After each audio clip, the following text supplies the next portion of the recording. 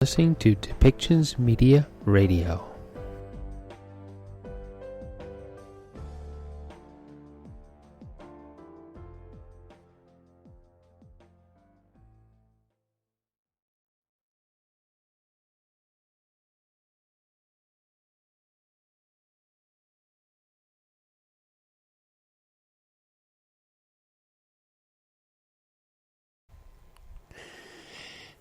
Thank you for listening to Depictions Media Radio. I am Michael Cloggs, your host. The Convoy for Freedom has been going on for a while now, and there have been calls from different levels of government for them to end their protests and go home, for them to take down the barricades, open up the roads, and allow life to be returned to normal, and for the roads to no longer be disrupted and end the noise. It's time to go home. It's the basic message. It's coming from the Conservative Party. They're saying that it is time to go home. The White House has messaged Justin Trudeau, and it's saying that it's time for them to take action against the Convoy for Freedom and open the roads back between Detroit and Windsor, Ontario, so that trade and goods can move freely again. Doug Ford, the Premier of Ontario, is going to declare a state of emergency in this next segment. He has filed injunctions successfully to block funding to the truckers who are still participating in the disruption of business in Ontario. There have been actions taken that he can impose jail time and fines, and other measures to inspire the truckers to go home. His statement to them is they have been heard and actions are moving forward to take care of some of what it is that they are saying. In other areas, along with the mandates, that we're seeing that Alberta and Saskatchewan have decided to end the vaccine ID cards and vaccine passports. Doug Ford is also going to make a statement about that and discuss what could be happening with the vaccine IDs. So let's listen to what actually happens in this next press conference and hear what Doug Ford has to say and the actions that could come against the truckers' convoy or the Convoy for Freedom.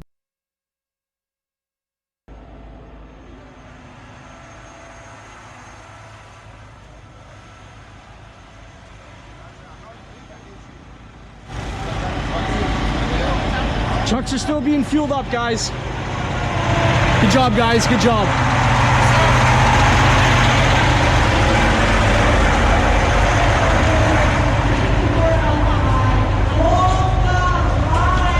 How's it going, brother? Unbelievable.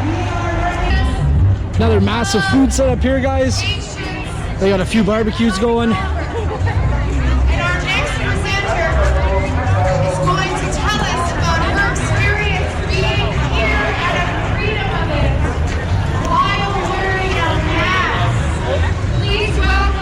How's it going? Good, you? Good, brother. Thank you guys so much for what you're doing. Thank you guys so much. You guys are killing it. Oh, yeah. Thank you. You smell something yummy.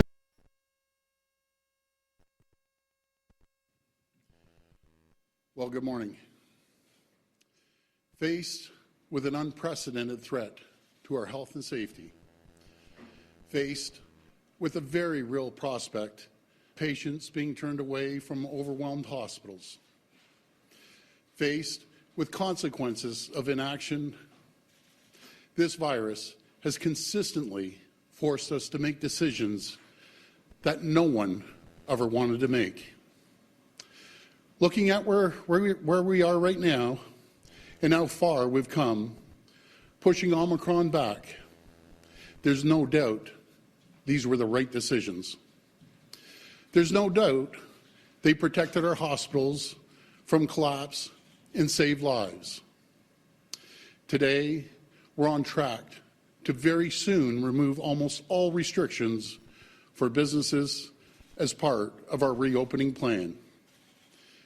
And we heard from Dr. Moore last week and again yesterday that he is now working on a plan that will allow us to remove the vaccine passport system.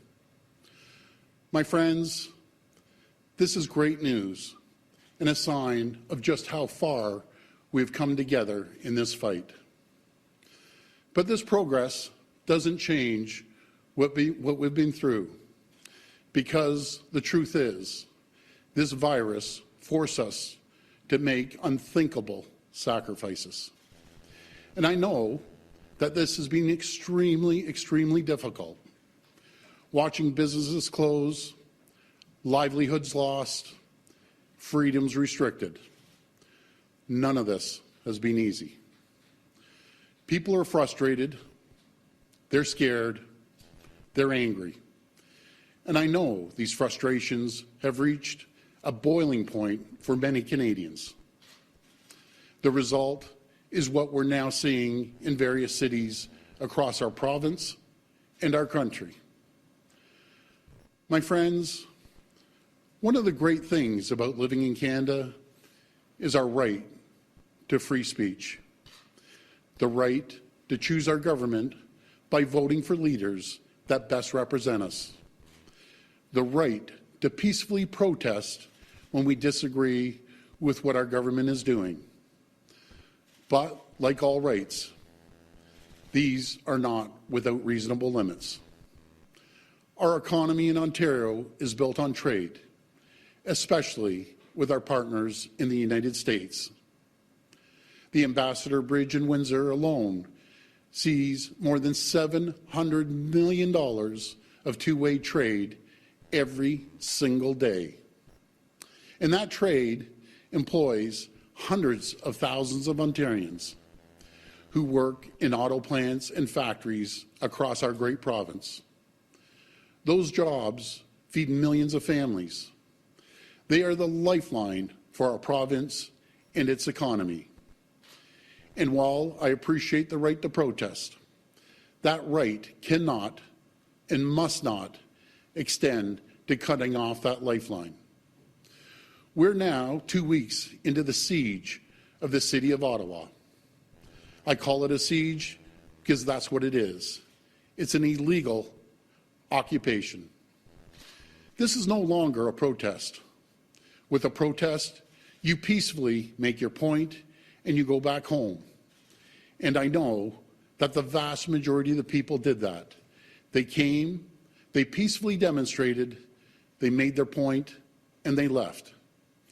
And I want to say to those people, you've been heard loud and clear. Canada has heard you. My message to those still in Ottawa, to those at our border crossings, please go home. To those of you who have brought your children, please take them home. I urge you, it's time to leave. And it's time to do so peacefully. But to the very small groups who have chosen to take a different path, to those who have chosen to take a city of 1 million people hostage for the past 2 weeks, to those who've attempted to disrupt our way of life by targeting our lifeline for food, fuel, and goods across our borders, to those trying to force a political agenda through disruption, intimidation, and chaos. My message to you is this: your right to make a political statement does not outweigh the right of hundreds of thousands. It does not outweigh our right to get food across our borders.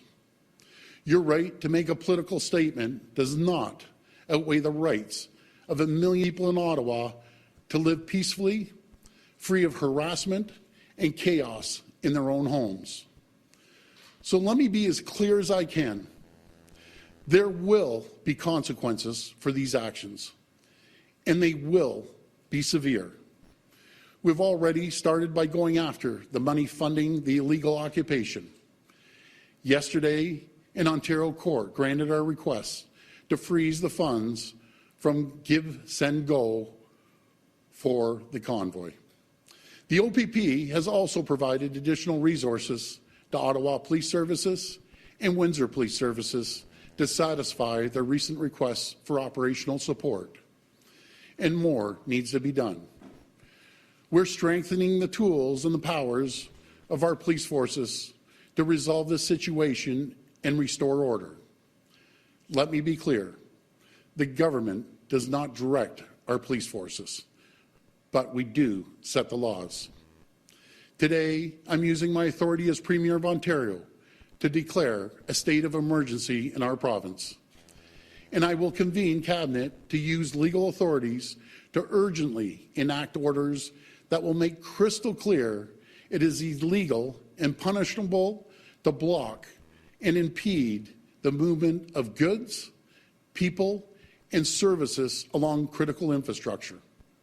This will include protecting international border crossings, 400 series highways, airports, ports, bridges, and railways. It will also include protecting the safe and essential movement of ambulatory and medical services, public transit, municipal and provincial roadways, as well as pedestrian walkways. Fines for noncompliance will be severe, with a maximum penalty of $100,000 and up to a year imprisonment. We will also provide additional authority to consider taking away the personal and commercial licenses of anyone who doesn't comply with these orders. This will not impede the rights of Ontarians to peacefully protest. It will provide additional tools to help stop the illegal occupation of Ottawa and the Ambassador Bridge in Windsor. While these emergency orders will be temporary, we have every intention to bring new legislation forward that will make these measures permanent in law. We're taking these steps necessary to support our police as they do what it takes to restore law and order. And please, my friends, make no mistake, this is a pivotal moment for our nation. The eyes of the world are upon us right now, and what they are seeing is not who we are. It's not what Canada is about. This is not how we try to change things here in Canada. We do it through the ballot box. Because we are Canadian, and we are better than that. And so, as a province, as a nation, we must collectively draw a line. We must stand for the values that define us. We must come together right now. We must heal the divide that is fracturing our society. We must come together now, not as opponents, but as Canadians. And we must see that the sacrifices we're forced to make were made for a reason. To see that because of the actions we took over the last 2 years, tens of thousands of lives were saved from COVID-19. As hard as it's been, these sacrifices were necessary to protect tens of thousands of our neighbors, our friends, our family members. And there's no price that we could put on that. So, to the protesters I say, we've heard you, and it's time to go. To the auto workers, truckers, and all those affected by the Ambassador Bridge closure, I say, we will take whatever steps are necessary to ensure the border is reopened. To the people of Ottawa under siege, I say, we will ensure you're able to resume life and business as soon as possible. And to our brave women and men in uniform, I want you to know that you have my full support as you work to manage the situation and do whatever it takes to bring these occupations to an end. Thank you, and God bless the people of Ontario. Okay, we're ready to take questions from the floor. Just a reminder, it's one question and one follow-up. Morning, Premier. Matthew Bingley, Global News. It has been 5 days now since we've seen hundreds of millions of dollars lost at an international trade route, and at the same time, Canada's trade reputation has taken a massive hit in this. It has been 2 weeks since Ottawa saw the protesters dig in there. Why has it taken you so long to come out with measures like you are today? Well, first of all, they're extraordinary measures. I can tell you, I've been on the phone with the Prime Minister, premiers across this country, U.S. Ambassador, governors, and the mayors as well, to make sure that we do everything we can to do this peacefully. And I emphasize peacefully. We have tried and tried and tried. The occupiers in Ottawa, they are not listening. The trade problems that we would see if we didn't clear the Ambassador Bridge would be unprecedented, absolutely unprecedented. As the world is watching, businesses and people around the world are wondering, is this a safe and stable jurisdiction to invest? My answer to them is yes, it is. We said Ontario's open for business, and we will always be open for business. This is not a time for divide in our country, in our province. The toughest thing I can tell the folks out there about this whole pandemic is the divide we see from coworkers, from friends, and family. That is the toughest thing, and it's time that we come together as a country and as a province and show the world that's not what Canada's about. Canada's the greatest place in the entire world to live, to work, and to raise a family. We're going to move forward as quickly as we can to clear the bridge, to get people's lives back to normal in Ottawa. And we will use every tool in our toolbox to make sure that happens. You said it yourself that the protesters aren't listening. Are fines enough to get them to leave, or are you giving police the powers to physically remove them? Well, again, I just want to make it very clear that I do not, and I repeat, do not direct the police.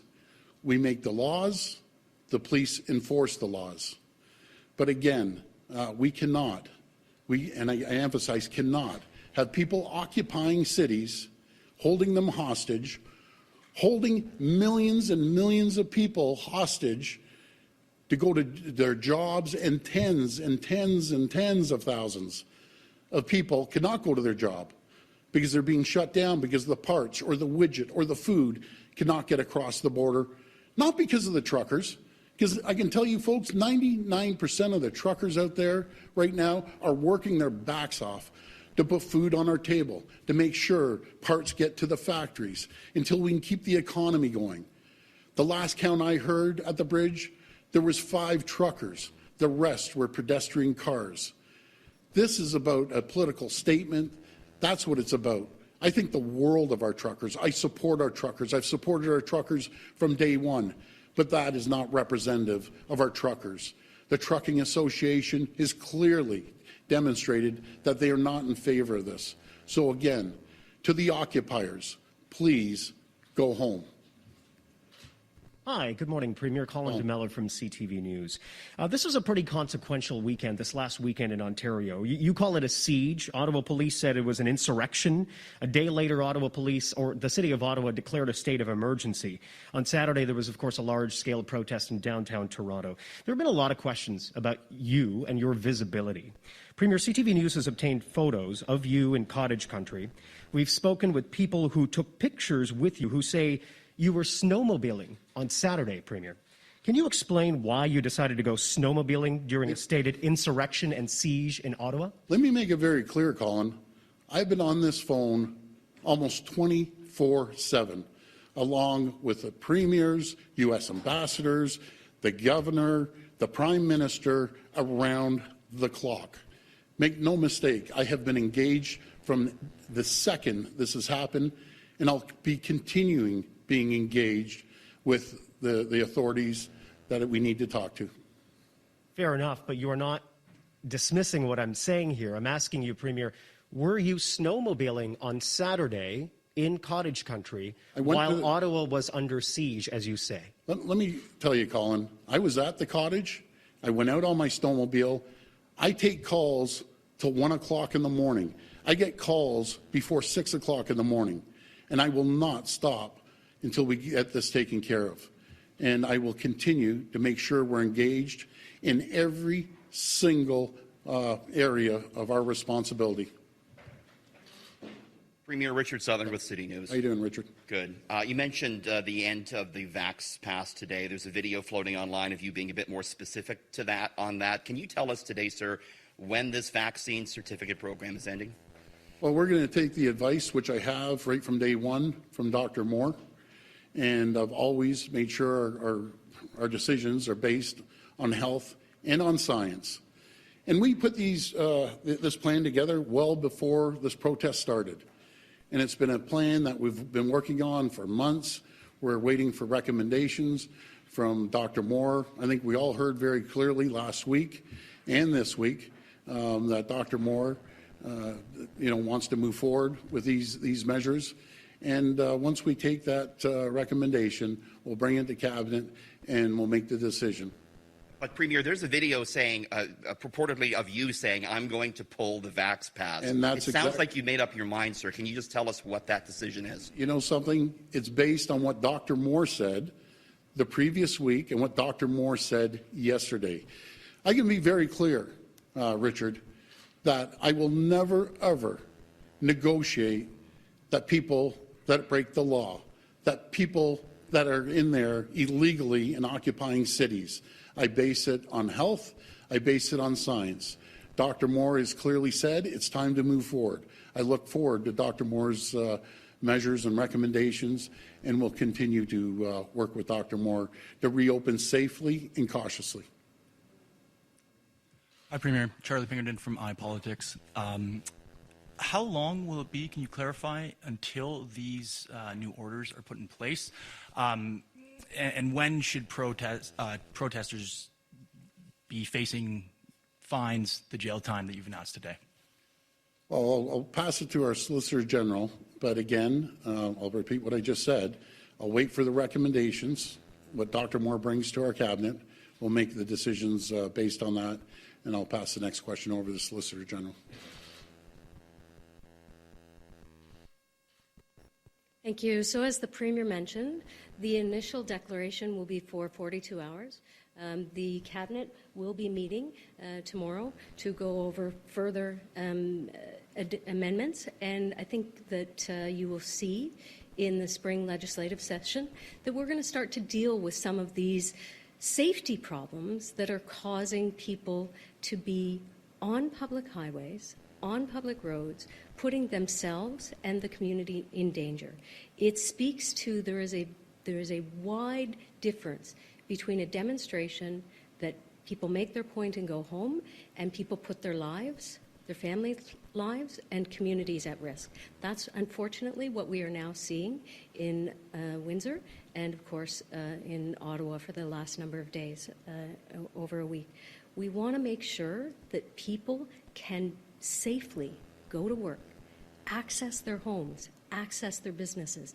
And unfortunately, in Ottawa and Windsor, that is not happening right now. So we are doing that with this declaration. Thank you. Okay, and my other question is just, police have had a very difficult time trying to disperse these protesters. Obviously, that's why we're here today. What if this doesn't work? What next do you have as a tool to try to resolve this situation, and when will you escalate things? Well, first of all, I always have, I'll always support our police, and I have confidence in our OPP, our RCMP, and local municipal police, and I'm sure they'll get the job done. Hi, Premier. Andy Takagi with QP Briefing. I just wanted to ask you, there were reports yesterday that a quarter of the trucks still remaining in Ottawa had children among them, and that's why there was difficulty removing the trucks from downtown Ottawa. I was wondering, is there any action being considered against the parents of children that still remain in the convoy, and do you have any message to the parents and children remaining? As I said in my comments earlier, I urge you, please take your kids home. Please get your kids home. The place for a protest occupation is not a place for children. So I urge you, take your kids home.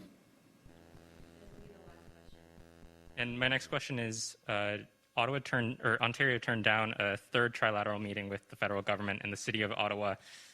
Why not take, leadership in addressing these protests, and why wait until you're being asked to act before sending in the OPP? Well, first of all, we've been acting from the second this has happened.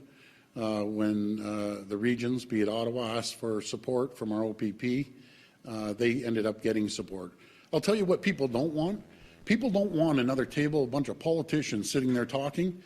People want to see action, and that's what we're taking. We're taking decisive action to make sure we end the occupation and we get the goods on the Ambassador Bridge traveling back and forth freely without anyone impeding their transportation. This is critical to our economy, and I'll tell you, it's not going to be tolerated. In saying that, I want everyone to work together. I want this to be peaceful, and we need to make sure that we get the goods to the facilities. Folks, I got to stress to you, we're in a critical situation worldwide economically. We have competitors breathing down our back on a daily basis. We're competing against our neighbors south of the border. We're competing against the rest of the world. And the last thing we need is an anchor around our neck when we're competing. These people need to make sure they leave the Ambassador Bridge immediately for the sake of hundreds of thousands of workers, millions of families that depend on a paycheck going into these factories, going into these auto plants, making sure food gets distributed up here. That's what this is all about. I want to thank you, and God bless the people of Ontario. Thanks, everyone. This show has been produced by Depictions Media. Please contact us at depictions.media for more information.